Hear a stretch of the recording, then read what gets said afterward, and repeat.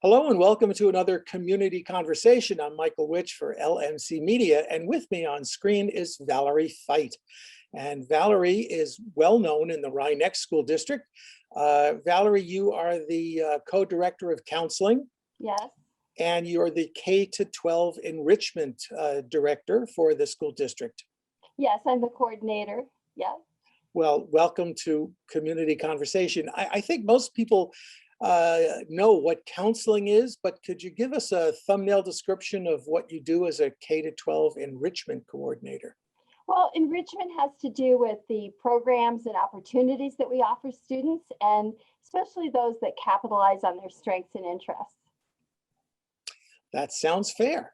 And actually, it leads me to show people this. You were just featured in the new education issue of the Westchester Magazine. A nice feature with a really nice picture of you. And then on the inside, there's some pictures of you on the TED stage and some students who presented.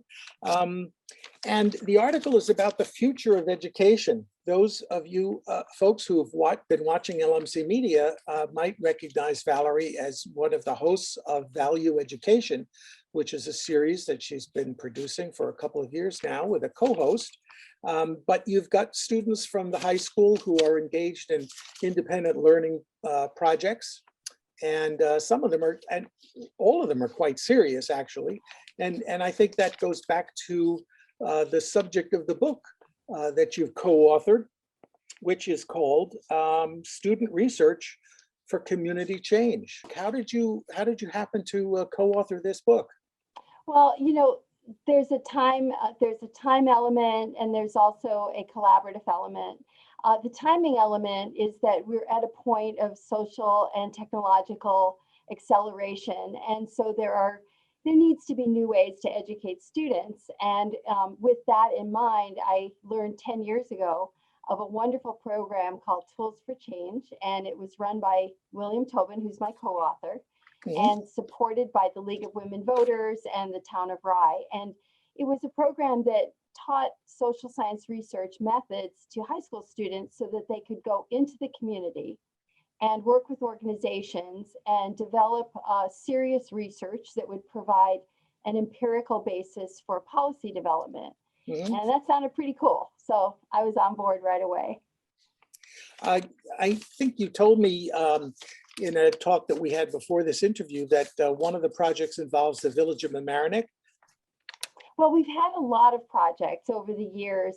We run basically what you might call a think tank. Students interview members of our community who lead organizations and really learn about the challenges that they face. And once we've identified a challenge, and it might be hunger, right now we're working on leaf blower legislation. We've had different projects working with the Community Resource Center with Gerandi Martinez, and those projects have centered on housing and transportation for underserved community members.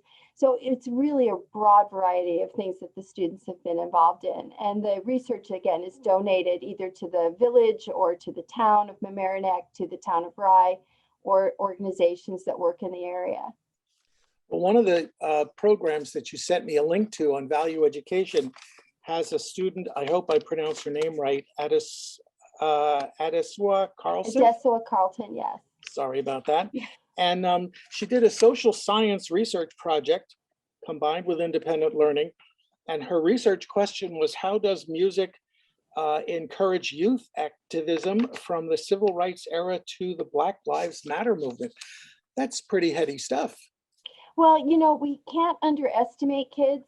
Today, they have a lot of information at their fingertips, and they're deeply concerned about the direction of our society.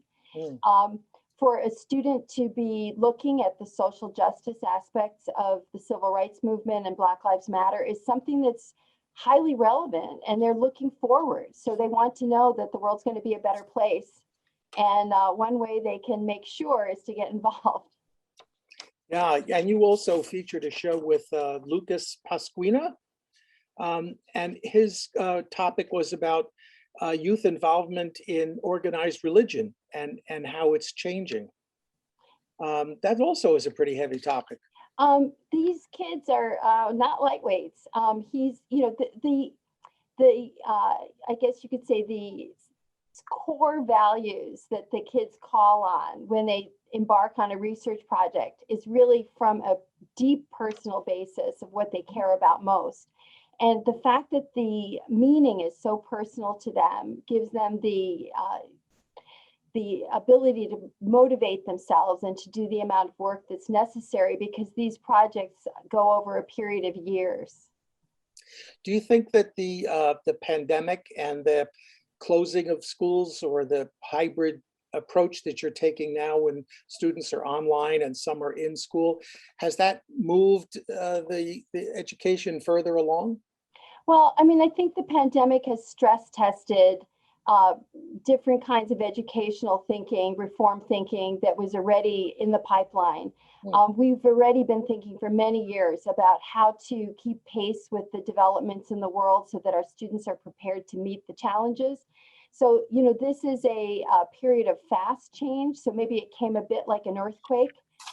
We all had to jump and run and, you know, get ready for what happened in the last year. But ultimately, I think we're going to draw some really positive changes in education from what's happened. One of the lines that I found interesting was teachers moving from a position of sage on the stage to guide on the side. Not your line, but is that what's happening in education? Is that where it's going? Well, I think that through the pandemic, we've seen that kids really weren't necessarily prepared right away, but they do have the ability to be self-directed. And it's not without a teacher, it's that the guide is on the side, which means that there's more responsibility on the learner. And the kids are capable of doing this. And it's also in line with what's happening in the workplace. Mhm. That there has to be a set of skills developed that are independent, resourceful, thoughtful, and importantly, empirical, so that kids can really be challenged by any problem that they face and be able to know how to approach it. And that's really the core of the change in education. And in the high school, this is not just a handful of students. I think there are currently 50 something students who are doing these projects. Yeah, I've got a lot of students doing really a broad range of things. Some of them are learning languages like Arabic, studying food production for the future, doing all kinds of programs in the community, such as one student who partnered with the American Heart Association to do Safe to Quit, which was a vaping cessation program for students. So they're really deeply involved in the community, and there are lots of kids who care. So they're doing that. And then many of them pursue these projects beyond high school and in college. And the projects are the centerpiece of their college application. But it's more than that. It's because it's something that they found that's authentic. Now, it's not just high school. Does it start in the lower grades? Well, actually, we start, the kernels of this start all the way back in kindergarten. At Rye Neck, we have programs that are in the elementary schools. We have a wonderful Wonder Studio where kids ask questions about who are you going to be today and all kinds of other things about how the world works. And it moves into the Bellows Elementary School from the Daniel Warren School. And those kids are doing an idea lab, and they're doing all kinds of things in a program called Seekers and Solvers. And then in middle school, it's project-based learning.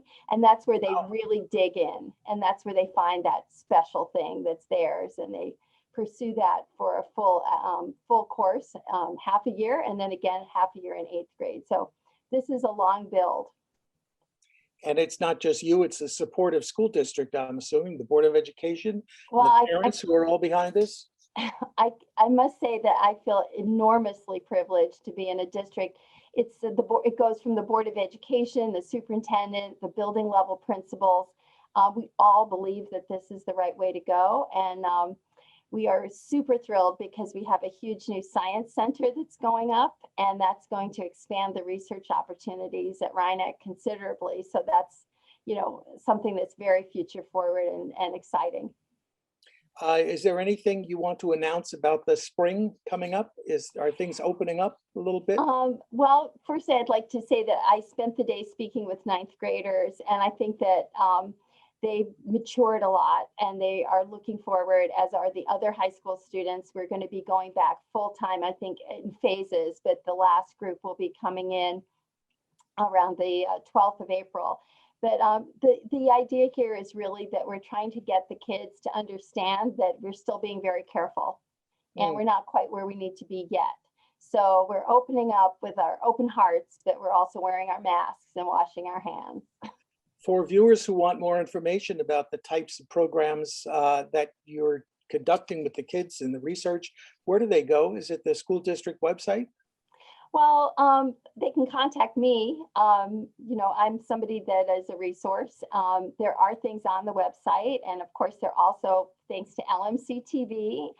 We have this great show called Value Education, and Dina Schumacher is the producer. And so we want to give her a shout out, but there are a lot of places that I can direct people who are interested. And I love teenagers and I love talking about this. So I'm happy to help. Well, and those value education programs on LMC are available on YouTube. Yes, they are.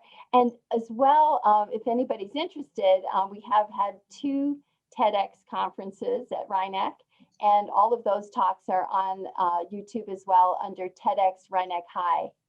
So there's plenty to look at. Well, there's also plenty more I could talk to you about, but our time is limited. But Valerie Feit, thank you so much for spending a few minutes with us on Community Conversation.